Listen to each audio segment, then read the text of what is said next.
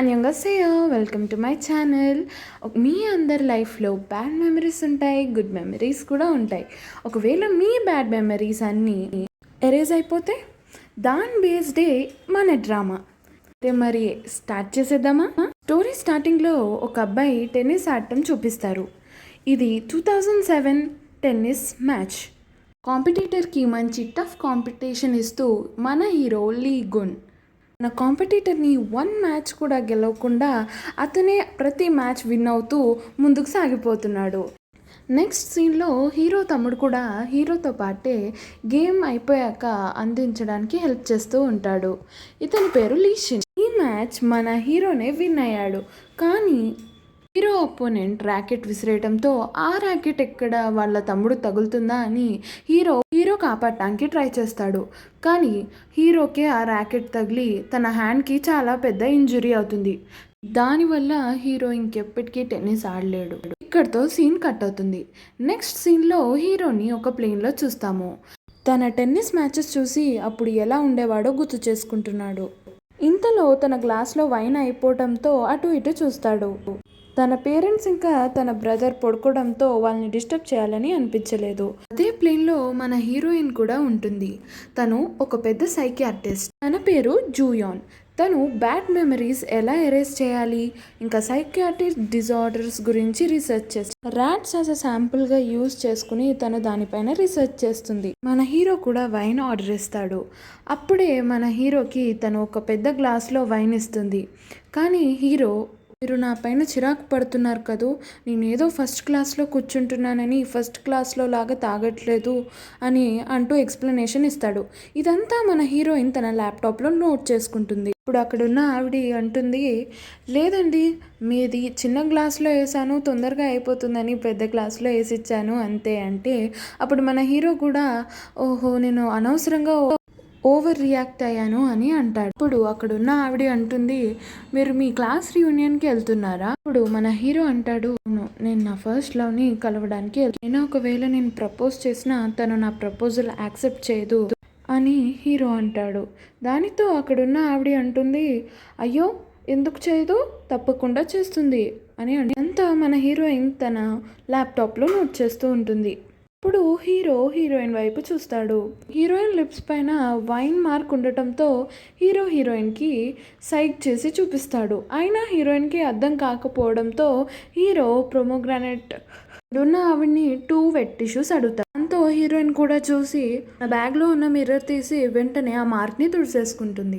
Land అవుతుంది కాబట్టి hero help చేస్తుంటే బై మిస్టేక్గా హీరోయిన్ లిప్స్ పైన ప్రెస్ అయిపోతాయి. దాంతో హీరోయిన్ అప్పుడే, నేను డెంటల్ సర్జరీ చేయించుకున్నాను, నీ వల్ల నా పన్ను ఊడిపోతే అని అంటుంటే హీరో, అయ్యో పన్ను ఊడిపోయిందా, అయితే నేను ఎంత అవుతుందో చెప్పండి, నేను డబ్బులు ఇచ్చేస్తాను అని అంటూ ఉంటాడు. కానీ అప్పటికే ఫ్లైట్లో అన్ని వస్తువులు షేక్ అవుతున్నాయి. దానితో హీరోయిన్ ఇంకా హీరో బ్యాలెన్స్ తప్పిపోతారు. హీరో కింద పడిపోతాడు. కానీ హీరోయిన్ తన ల్యాప్టాప్ని ఎలాగైనా కాపాడుకుంటుంది. దానితో హీరోయిన్ హీరో దగ్గరికి వెళ్ళి, నువ్వు ఓకేనా అని అంటుంది. దాంతో హీరోకి హీరోయిన్ తన చిన్నప్పటి ఫ్రెండ్ లాగా అనిపిస్తుంది. తో సీన్ కట్ అయిపోతుంది. Next scene hero flash back చూపిస్తారు. హీరోకి వాళ్ళ పేరెంట్స్ మాటలు వినిపిస్తూ ఉంటాయి. మేమందరం ఆస్ట్రేలియాకి వెళ్ళిపోవాలనుకుంటున్నాం అమ్మా, అక్కడే ఆస్ట్రేలియాలో ఇద్దామని అనుకుంటున్నాం. ఇంకా ఇలా అవుతుందని ఎవరమూ అనుకోలేదు. ఒకవేళ గూన్ వాళ్ళ తమ్ముడిని ఆడటం చూశాడంటే తన ప్లేస్లో తన తమ్ముడు ఉన్నాడని బాధపడతాడు. కాబట్టి నువ్వే కొన్ని రోజులు చూసుకో అమ్మా అని హీరో వాళ్ళ పేరెంట్స్ వాళ్ళ గ్రాండ్ మదర్కి చెప్తారు. తో హీరో ఇదంతా విని ఆ కార్ వెనకాలే పరిగెడుతూ ఉంటాడు. నన్ను వదిలేసి వెళ్ళకమ్మా అమ్మ అంటూ పరిగెడుతూ ఒక బ్రిడ్జ్ మీదకి వస్తాడు. కానీ అప్పుడే సడన్గా తన మెడలో ఉన్న మెడల్ ఆ రివర్లో పడిపోతుంది. దాంతో నా మెడల్ అంటూ ఆ రివర్లో దూకేస్తాడు. తను కళ్ళు తెరిచి చూడంగానే ఉన్నది ఆ అమ్మాయి, తన చిన్నప్పటి ఫ్రెండ్. ఇక్కడితో సీన్ కట్ అయిపోయింది. నెక్స్ట్ సీన్లో ఫ్లైట్ ల్యాండ్ అయిపోతుంది. హీరోయిన్ కూడా ఫ్లైట్ దిగి ప్రొఫెసర్ హాన్కి ఫోన్ చేసి నా రీసెర్చ్ చాలా బాగా నడుని ఫోన్ పెట్టేస్తుంది. అప్పుడు మన హీరో కూడా ల్యాండ్ అయ్యి వాళ్ళ పేరెంట్స్ బలవంతంగా అతన్ని డ్రెస్ చేంజ్ చేసి వాళ్ళ తమ్ముళ్ళలాగా చేయించి ఆ బయటికి పంపిస్తారు. అది చూసిన ఫ్యాన్స్ హ్యాపీగా ఫీల్ అయ్యి లీషిన్ లీషిన్ అని అరవడం మొదలు పెడతారు. కానీ అందులో ఉన్న ఒక రిపోర్టర్ ఇతను లీషిన్ కాదు, ఇతను వేరే అతను అని అంటూ ఉండగా అప్పుడు ఫ్యాన్స్ అందరూ ఒక్కసారిగా సైలెంట్ అయిపోతారు. అప్పుడే హీరో తమ్ముడు బ్యాక్ సైడ్ నుంచి ఎయిర్పోర్ట్ నుంచి వెళ్ళిపోతాడు. అప్పుడు ఒక్కసారిగా ఫ్యాన్స్ అందరూ లీషిన్ని చూడటానికి వెళ్ళిపోతారు. కానీ పాపం మన హీరో అక్కడే ఉన్న లగేజ్ అంతా మోసుకుంటూ వచ్చి క్యారీవాన్లో పెట్టడానికి వెళ్తుండగా హీరో హీరోయిన్ ఒక చిన్న క్లాష్ వల్ల వాళ్ళిద్దరి లగేజెస్ ఎక్స్చేంజ్ అయిపోతారు. అది చూసుకోకుండా ఇద్దరు ఎవరి దారికి వారు వెళ్ళిపోతారు. అక్కడికి వచ్చిన రిపోర్టర్స్ అందరూ లీషిన్ని ఏదైనా మాట్లాడండి అని, లీషిన్ నాతో అట్లీస్ట్ మ్యాచ్ అయినా లేదా మానసికంగా అయినా గెలవమని చెప్పండి అని చెప్తాడు. ఈ డైలాగ్ ఒకప్పుడు మన హీరో తన మ్యాచ్లో చెప్పాడు. అంతా ఇలా ఉండగా క్యారీవాన్లో అందరూ ఎక్కారు కానీ మన హీరో మాత్రం బయటే ఉండిపోతాడు. క్యారీవాన్లో ఉన్న లీషిన్ని వాళ్ళ ఫాదర్ అడుగుతాడు, ఇన్ని మ్యాచ్లు అయినా ఇంకా మీడియా ముందు మాట్లాడేంత కాన్ఫిడెన్స్ రాలేదు అని అంటాడు. దానితో హీరో వాళ్ళ అమ్మ ఇందులో షిన్ తప్పేముంది, అంతా గున్ వల్లే అని అంటుంది. దాంతో వాళ్ళ నాన్న అంటారు, గున్ తప్పేం లేదు, ఇంతకీ గున్ ఎక్కడా అని అంటాడు. అప్పుడు గున్కి వాళ్ళ ఫాదర్ మెసేజ్ చేసి తీసుకుని ఇంటికి వచ్చాయని అంటారు. అప్పుడు హీరోయిన్ కూడా అక్కడే ట్యాక్సీలో ఎక్కుతుండగా హీరోని చూసి హీరో ఫేస్ కవర్ చేస్తూ ఉంటాడు. నెక్స్ట్ సీన్లో హాస్పిటల్లో హీరోయిన్ రీసెర్చ్ చేసే ర్యాట్ని హాస్పిటల్లోకి తీసుకువెళ్తారు. దాంతో హీరోయిన్ కూడా తన ప్రెజెంటేషన్ని మొదలు పెడుతుంది. ఈ ర్యాట్ పేరు మౌస్ 107 అని. దీనికి ఇంతకుముందు ఒక ఎలక్ట్రిక్ షాక్ తగలటం వల్ల దానికి ఎంత మంచి ఫుడ్ పెట్టినా, ఎంత మంచి సరౌండింగ్లో పెట్టినా అది అడాప్ట్ చేసుకోలేకపోతుంది. అది మౌస్లో ఉన్న బ్యాడ్ మెమరీస్ అన్ని ఎరేజ్ చేయాలని నేను అనుకుంటున్నాను, దీనిపై రీసెర్చ్ చేస్తున్నాను అనగానే అక్కడున్న వాళ్ళందరూ చాలా ఇంప్రెస్. దానితో హీరోయిన్ ప్రెజెంటేషన్ చాలా సక్సెస్ఫుల్గా కంప్లీట్. వైపు మన హీరోకి చాలా అన్లక్కీ డేగా మారుతుంది. ట్యాక్సీ దొరక్క నడుచుకుంటూ వెళ్తున్నా కూడా సమస్యలే. ఎలా అయితేనే ఇంటికి చేరుకుంటాడు. రూమ్కి వెళ్ళి డ్రెస్ చేంజ్ చేసుకుని వస్తుండగా వాళ్ళ ఫాదర్ షిన్ని వెళ్ళి మీ అన్నయ్యని తినడానికి పిలుచుకురావచ్చు కదా అంటే, నేను వెళ్ళాలనుకోవట్లేదు అని షిన్ అంటాడు. అయినా కానీ హీరో రూమ్లో వెళ్ళి షిన్ పిలుస్తాడు హీరోని. ఇప్పుడు హీరో అంటాడు, నేనేం తినాలనుకోవట్లేదు. అప్పుడే అక్కడికి హీరో వాళ్ళ మదర్ వస్తుంది. జస్ట్ కిమ్చీయే పెడతానులే అని అంటుంది. రూమ్లోనే ఎందుకు కిమ్చీ ఫ్రిడ్జ్ పెట్టావని హీరో అంటే, హీరో వాళ్ళ అమ్మ రూమ్లో పెట్టలేదు, నువ్వే ఈ రూమ్లో ఉంటున్నావని అంటుంది. దాంతో డ్రెస్ చేంజ్ చేసుకుని బయటకు వస్తాడు.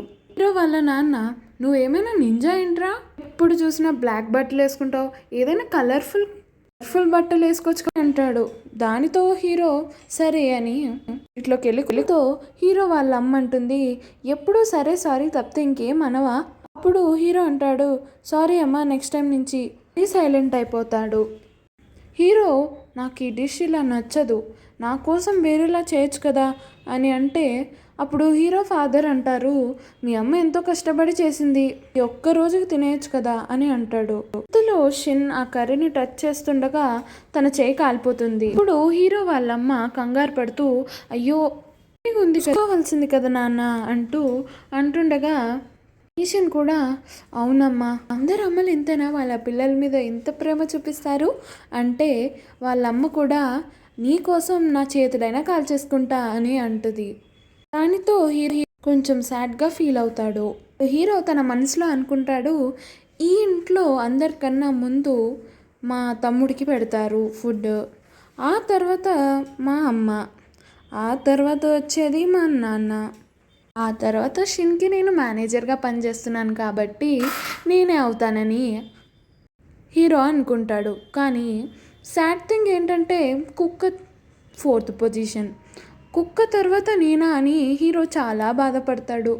అయితే మన హీరో కుక్కకి వార్నింగ్ ఇస్తాడు, ఏ కుక్క, నువ్వు క్రాస్ బ్రీడ్వి, నీకు తెలుసా అంటే కుక్కకి కోపం వచ్చిందో మరేంటో తెలియదు కానీ హీరోని గట్టిగా కొరికేస్తుంది. హీరోయిన్ ఇక్కడ తన ప్రెజెంటేషన్ చాలా సక్సెస్ఫుల్గా కంప్లీట్ చేసుకున్న తర్వాత బయటకు వస్తుండగా అక్కడున్న ఒక డాక్టర్ అంటారు, మీరు ఎప్పుడు మాకు ఆ మౌస్ని చూపిస్తారు అంటే హీరోయిన్ కూడా చూపిస్తాను అంటూ తన పళ్ళు లాస్ట్ టైం జరిగిన ఇన్సిడెంట్ వల్ల తన పన్ను బ్రేక్ అయిపోతుంది. అయినా కానీ తను ఎలా అయినా మాట్లాడటానికి ప్రయత్నిస్తుంది. ఇప్పుడు అక్కడికి తను ఇష్టపడిన డాక్టర్ వస్తాడు, ఓ. దానితో తను సడన్గా తన పన్ను బ్రేక్ అయిపోయిన విషయం మర్చిపోయి మాట్లాడేస్తుంది. వెంటనే రియలైజ్ అయ్యి తన మౌత్ని కవర్ చేసుకుని అక్కడి నుంచి వెళ్ళిపోతుంది. అంటే ఎంబారసింగ్ మూమెంట్స్ ఎవరికి అవ్వకూడదని నేను కోరుకుంటాను. అప్పుడు తను వెంటనే అక్కడున్న డెంటల్ క్లినిక్కి వెళ్ళి తన పళ్ళు సెట్ చేసుకుంటుంది. తర్వాత తను అనుకుంటుంది, రేపు కానీ ప్రెజెంటేషన్ అయిపోతే ఓతో డేట్కి వెళ్తాను అని అనుకుంటుంది. తర్వాత హీరోని గుర్తు చేసుకుని ఇదంతా వాడి వల్లే అని అనుకుంటుంది. టీం అందరూ రీసెర్చ్ సక్సెస్ అవ్వడంతో పార్టీ చేసుకుందామని అనుకుంటారు. అంటే టీం డిన్నర్ చేసుకుందామని అనుకుంటారు. కానీ మన హీరోయిన్ అక్కడికి వచ్చి టీమ్ డిన్నర్ని క్యాన్సిల్ చేయండి, మనం చాలా వర్క్ చేస్తున్నాం, 6 ఇయర్స్ నుంచి పడిన కష్టం ఒక్కసారిగా పోతుంది అని అంటుంది. దానితో అందరూ చేసేదేమి లేక టీమ్ డిన్నర్ని క్యాన్సిల్ చేసుకుంటారు. ఇప్పుడు హీరోయిన్ తన లగేజ్ చెక్ చేస్తుండగా తన లగేజ్ అది కాదని చూసుకొని ఎయిర్లైన్స్కి కాంటాక్ట్ చేస్తుంది. అప్పుడు వాళ్ళు అంటారు, లగేజ్ మీదే కాంటాక్ట్ నెంబర్ ఉంది మేడం, ఒకసారి చూసుకోండి అని అంటారు. ఇప్పుడు హీరోయిన్ హీరోకి ఫోన్ చేస్తుంది. మరి హీరో ఫోన్ ఎత్తుతాడా? ఇద్దరూ కలుస్తారా? మరి ఇంతకీ మెమరీస్ ఎలా ఎరేజ్ చేస్తుంది? అయితే నెక్స్ట్ పార్ట్ కోసం వెయిట్ చేయండి. Thanks for watching. లైక్ చేయండి, సబ్స్క్రైబ్ కూడా చేసుకోండి.